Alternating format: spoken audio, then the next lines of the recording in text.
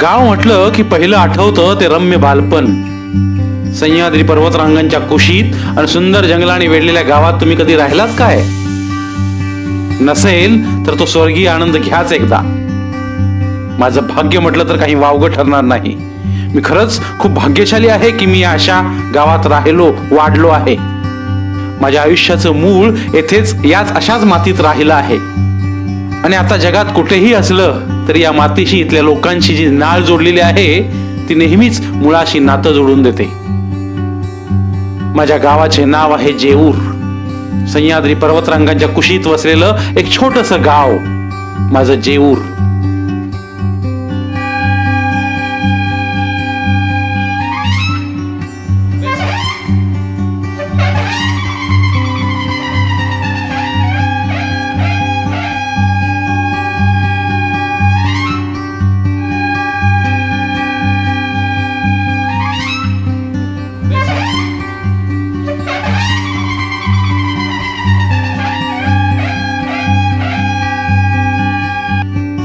माझं गाव तसं पाहायला गेलं तर आजरा तालुक्याचं जवळजवळ पश्चिमेकडील शेवटचं गाव. गावच्या चहू बाजूनी बेधुंद डोंगर दऱ्या आणि घनदाट जंगलं आहेत.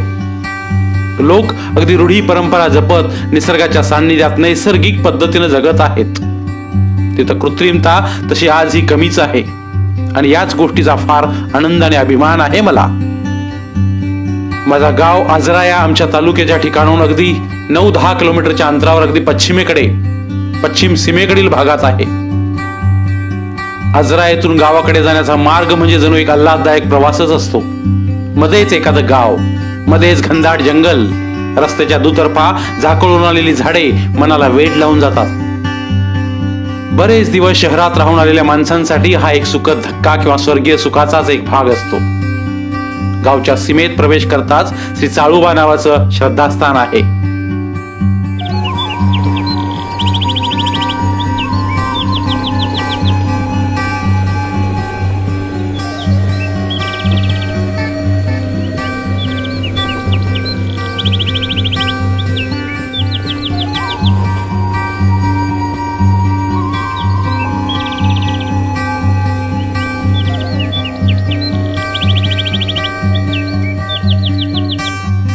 श्री क्षेत्र चाळोबाच्या ठिकाणावरून तर अगदी आजरा आणि आजूबाजूच्या पंचक्रोशीचे विहंगम दृश्य पाहायला भेटते.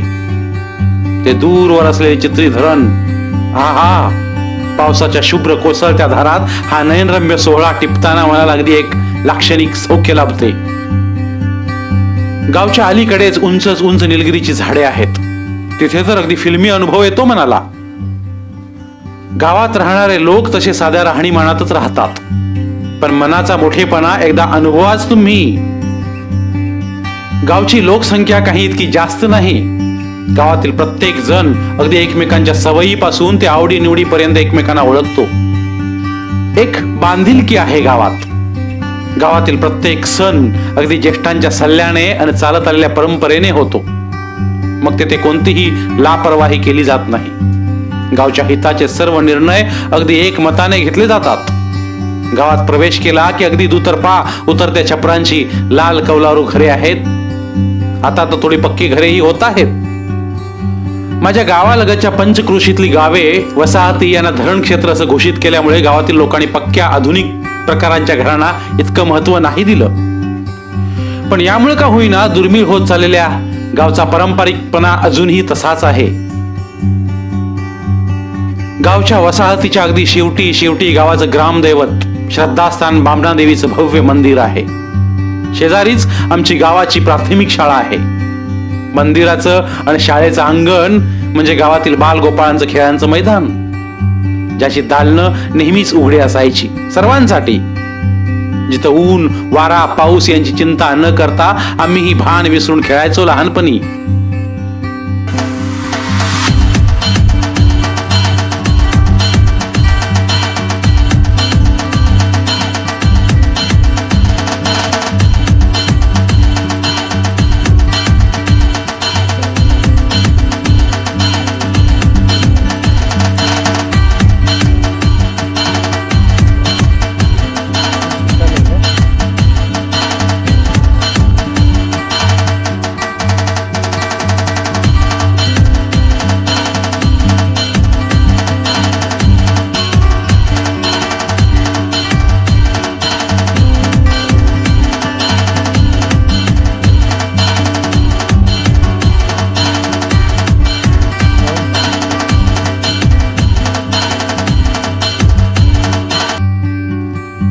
भात शेती हा प्रमुख शेती प्रकार असल्यानं गावच्या लगतच अगदी हा भात शेतीचा शिवार दिसून येतो.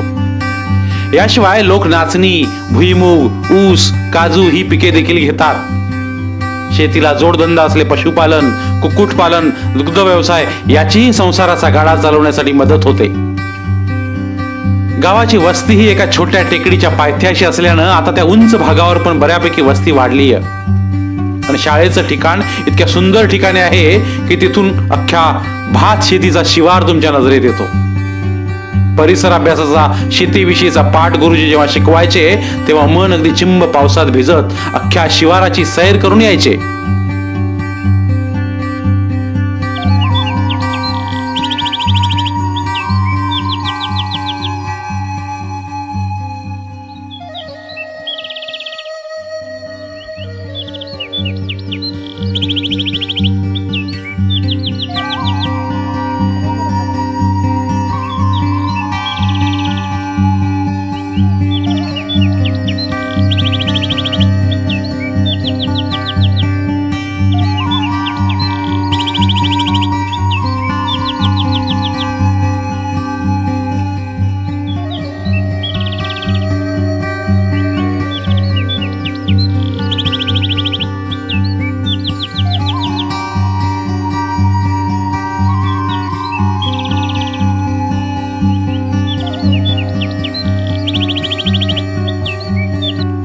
गावची वस्ती ही भौगोलिक दृष्ट्या नदी, ओहोळ किंवा ओढ्या जवळपास राहते. तसेच माझ्या गावालाही ओहोळ आहे. तार ओहोळ हे तिचं नाव.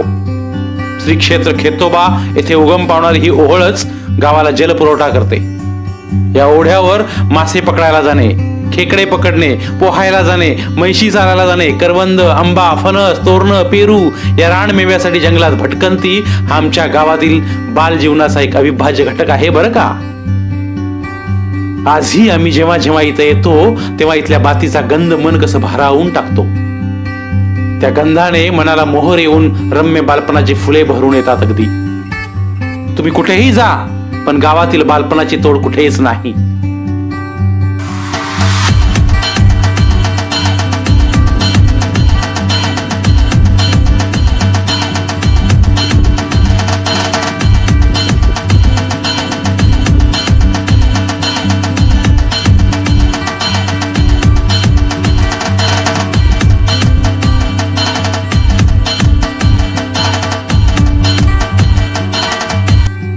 आपण कुठेही असलो तरी तुमच्या भोवतालच्या लोकांनी, समाजाने, तुमच्या भोवतालच्या निसर्गाने जे काही तुम्हाला दिलंय, तुम्हाला घडवलंय ते तुमच्या आयुष्याच्या प्रत्येक परिस्थितीतून मार्ग काढण्यासाठी तुम्हाला समर्थ बनवत असतं.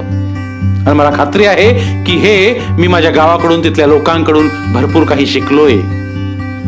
माझ्या गावात रूढी परंपरांना विशेष महत्व दिलं जातं. याशिवाय ज्येष्ठांचा आदर, अबल वृद्धांना प्रेम तर भरपूर भेटतच. शिवाय प्रत्येक घराचं दालन तुम्हाला कोणत्याही मदतीसाठी खुलच असतं. कोणी अनोळखी व्यक्ती जरी गावात आली तरी ती नक्कीच उपाशी राहणार नाही याची खात्री आहे मला. इथल्या प्रत्येक घरातील एक तर तरुण जरी उदरनिर्वाहासाठी शहरात असला तरी त्याचा जीव इथल्या प्रत्येक सणात आणि रूढी परंपरेत गुंतलेलाच असतो.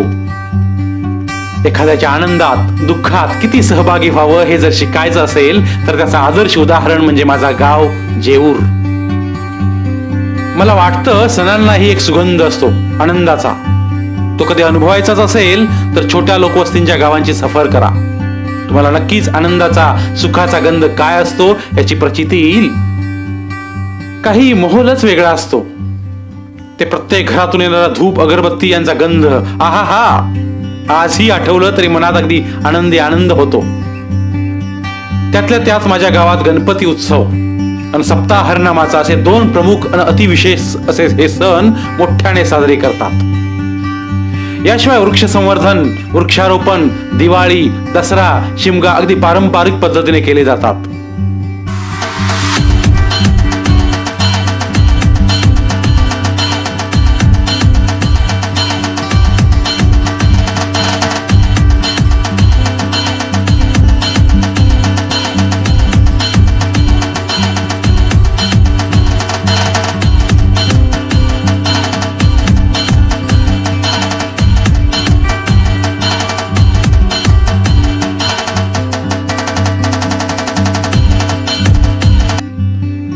सप्ताह असतो याचं नियोजन गावकरी तसेच गावाबाहेर उदरनिर्वाहासाठी असलेल्या तरुणांची मंडळे करतात. याचे स्वरूप काही विशेषच असते. पंढरीचा विठुराया ही हा सोहळा आनंदानं पाहत असेल. संध्याकाळी जागरणाच्या वेळी सादर केला जाणारा जनप्रबोधनात्मक सोंगी भजन हा कार्यक्रम अगदी आमच्या पंचक्रोशीत प्रसिद्ध आहे. आणि हा जुना वारसा नव्या पिढीनेही तितक्याच ताकदीने टिकवून ठेवला आहे, याचा सार्थ अभिमान आहे आम्हाला. याच दिवशी गावाबाहेर असणाऱ्या गावातील तरुणांची मंडळे गावातील शाळेपासून सर्व क्षेत्रात विशेष कामगिरी करणाऱ्यांचे भेटवस्ती देऊन अभिनंदन करतात. दुसऱ्या दिवशी दिंडीचा कार्यक्रम असतो आणि सांगता करतानाचा रिंगण सोहळा अगदी भक्तिमय वातावरणाची पुष्प उधळत असतो सर्वांवर. इथं जणू स्वर्गीयपणाच उतरतो. जिथं दुःखाचा लवलेशही नसतो सर्वत्र एक पवित्र आणि मंगलमय आनंदाची अनुभूती होते.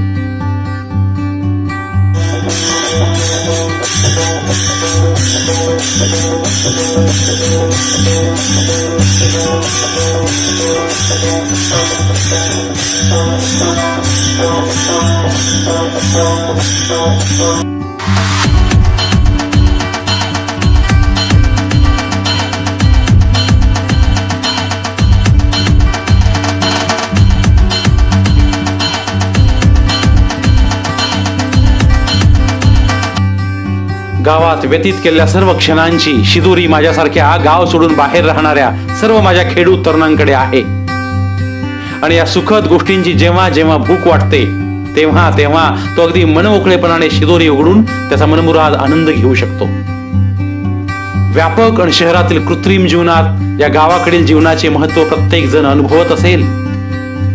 मला वाटतं आजच्या धावपळीच्या आणि कृत्रिम जीवनात गाव हाच एक घटक असा आहे की जो दुर्मिळ होत चालल्या रूढी आणि परंपरा जपत चाललाय.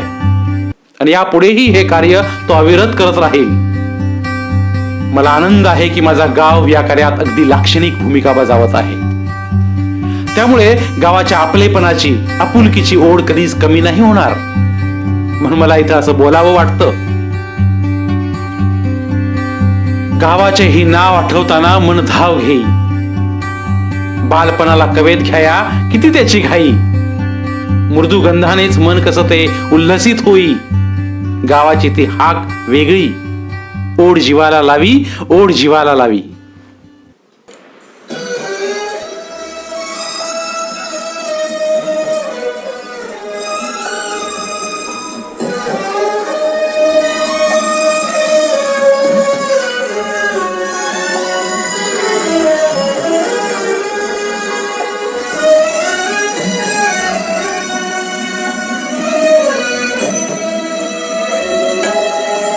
तू बुद्धि दे, तू तेज दे, नवचेतना विश्वास दे. तू बुद्धि दे, तू तेज दे, नवचेतना विश्वास दे.